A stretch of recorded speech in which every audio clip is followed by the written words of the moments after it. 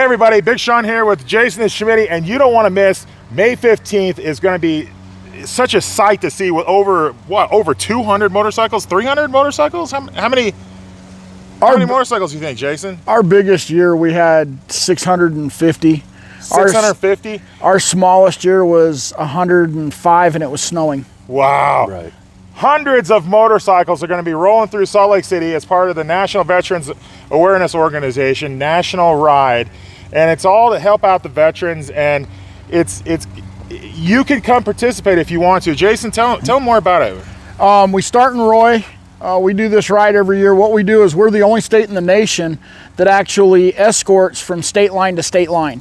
So what we're doing is picking up the Rolling Thunder ride, and we're bringing them from Nevada, Wendover, all the way to Evanston. And where does that start at? The actual ride starts in Auburn, California. Auburn, California. So they're coming across Nevada into Utah. Yep. On their way to Arlington. Yes, they go all the way to Arlington and DC. And unfortunately it's on a Thursday, but we still have hundreds of people show up for this.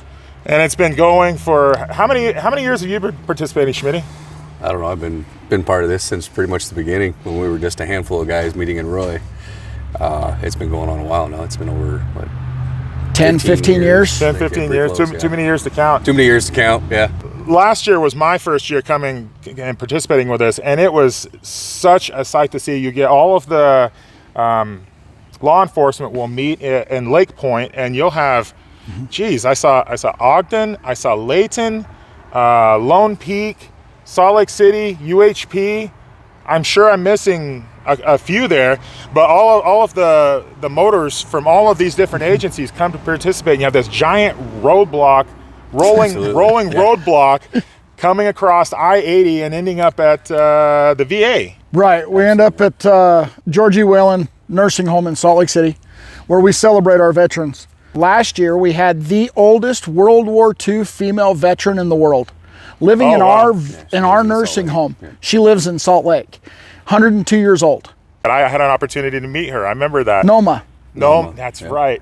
And that was such an honor and a privilege to be there. And it's great to you have the lunch with everybody there. Right, we feed everybody lunch. We do ask for donations at lunch. If you can spare $1, if you can spare $5, great. If you can't spare anything, we'll still feed you.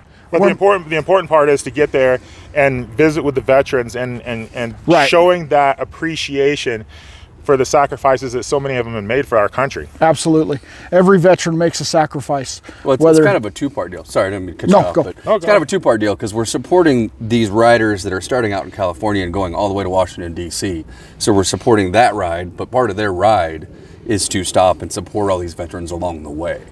So it's kind of a twofold thing where we're supporting them. That's why we don't ask for any money. We don't ask for registration. It's not our ride. Right. We're simply helping them on their portion of their ride coming through Utah. And this is the biggest escort that they get. They tell us every year. Nobody else does it. Oh, it's certainly the biggest ride that happens in Utah. Honestly, yeah. And a lot of people don't know about it because it happens on a Thursday afternoon every year, and a lot of people are at work.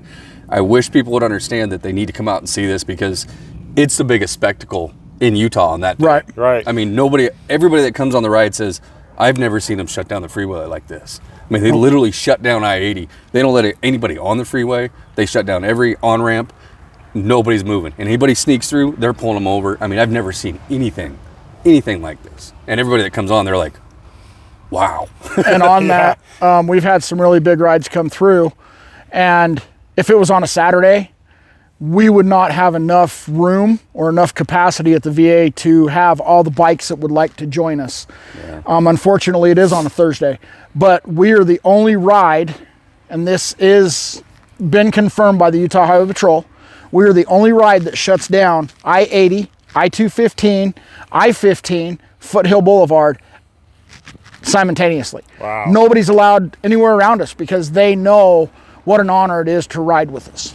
Well, you mentioned it being on a Thursday, and somebody might be saying, well, why don't you change it to a different day? It kind of has to be that day. Right. Exactly. Because the end of the ride is timing up for the national riders to be at Arlington, and then they're part of a wreath laying ceremony there. Yeah. Yes, they do a wreath laying ceremony at Arlington National Cemetery at the Tomb of the Unknown. We have the honor to be able to be part of that with our organization. And they pick different people every year that go on the ride. This year, I know for a fact we have 2 riders from Utah that have decided they're both retired. One's 75, one's 82, and they are doing the full ride from Wendover when they meet in Wendover all the way back to Arlington.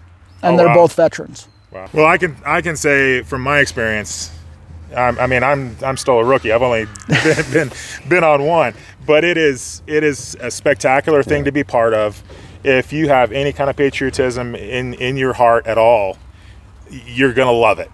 And, Absolutely. And so we invite everybody to come participate, and I appreciate you guys taking the time to tell us all about it.